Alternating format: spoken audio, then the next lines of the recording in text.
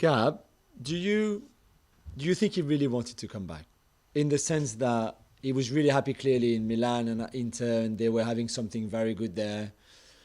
I know when he joined Chelsea, he said all the right things, but he was always going to do like, this is the club I supported when I was a kid because of Drogba, because of this. I've got a point to prove. All of that, okay, I get it. But do you think that he really... Because maybe that's also part of the problem. Maybe he came back but didn't really come back and didn't really want to be there in the first place, which is certainly a feeling... I love Rom so much. I interviewed him after the Arsenal game when he scored that first goal. It was his debut. Everything looked so great.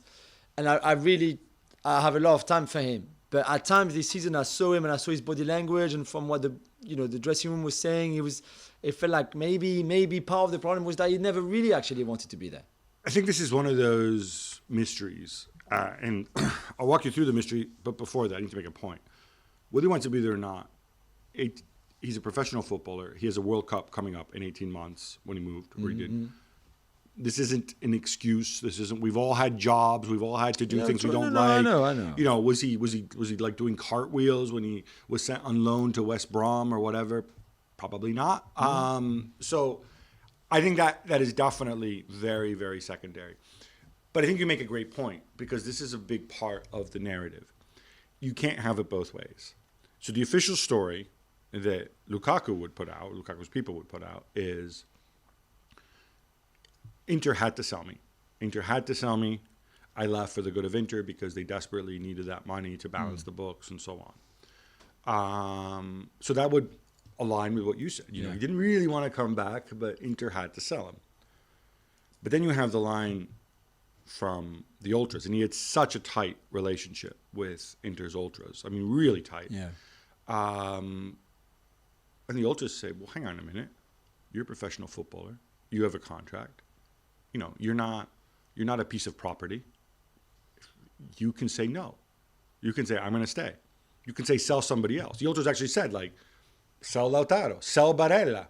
We love Lukaku. I mean, not sell Barella, but we love Lukaku so much. Like, why is he the guy you have to sell? You can't. And I think there is some truth in that, right? It's a fine line you're walking. You either come out and say, I really want to stay, but for the good of the club, they asked me to go, and I'm leaving. Maybe you can kind of thread the needle that way. Yeah. And then you add, but I'm lucky because I'm going back to Chelsea where I was before, blah, blah, blah, and I love London and yada, yada, yada. But it's a very, very, and I think he told the Ultras, and again, we're talking about a large group of people, some of whom I don't think are necessarily that level-headed. Yeah. He said, I didn't want to go.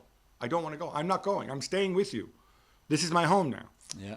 And it is his home. I mean, he's kept his house and everything. So I think it's a really difficult one. I don't think we know. Certainly from the Ultras' perspective, they put out, and I think there's an argument to be made, we pay too much attention to this, but they put out a statement where they said, look, we're not going to boo Lukaku, but we're not going to support him either. Nobody's going to wear any kind of Lukaku shirt or Lukaku T-shirt. Yeah. He starts from zero. He's not the king anymore. Yeah, he's not the king anymore. Yeah, he starts from zero. And he's going to have to rebuild this relationship from zero. He's going to have to prove himself. Which I think is also, guys, let's live in the real world. These guys are professionals. You know the situation at Inter. Should he not have said, I'm definitely staying? I don't know. But what I think is interesting is, and people have suggested this, about what happens if he has a good season. Yeah. Right? I mean, let's go through the different scenarios, right? He has a good season, scores 25, 30 goals, and he says, I want to stay at Inter. And Chelsea say, okay, now what? Can you loan him again? Of course. Chelsea could loan him again, but Chelsea are going to be in a situation where they have zero leverage. Yeah.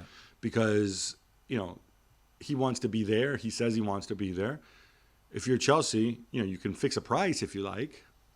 And maybe it'll be different if Lukaku leaves, maybe Tuchel's gone, maybe Roberto Martinez comes in after winning the World Cup. Maybe all of that changes. But otherwise, Chelsea have very little leverage. Because if that's where he is, he's got the contract, it's where he wants to be. If Inter says, oh, sorry, I'm only going to pay you $5 million. Yeah, there's no way Inter could pay, even in a year time, up to 70 or 80 million. No. They won't be in that position unless they sold.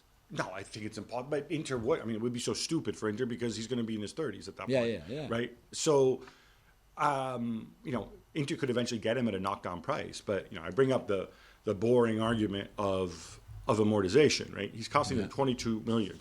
So in 2 years' time, the amortization is going to be 66 million from, is that right? Around 66, 68 million from Chelsea's perspective.